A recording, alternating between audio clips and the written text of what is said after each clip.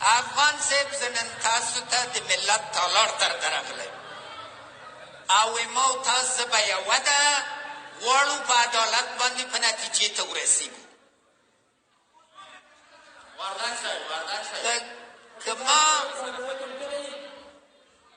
بی‌عدالتی‌گانم په میراث اخیستې ختم هدفم ده. وقتی که اختلاف نظرم درلودلی وای زر واره، اما اختلاف نظر نه لرو، هغه یې په دري ازبکي درته وایي، ته یې په پښتو وایي، یو بل ته غوږ ونیسئ. غواړئ طالب ته زمینه د بیرته راتګ برابر کړئ؟ از امان الله خان کدام درس گرفتین؟ از سقوط داود خان درس گرفتین؟ از تفرقه ملی درس گرفتین؟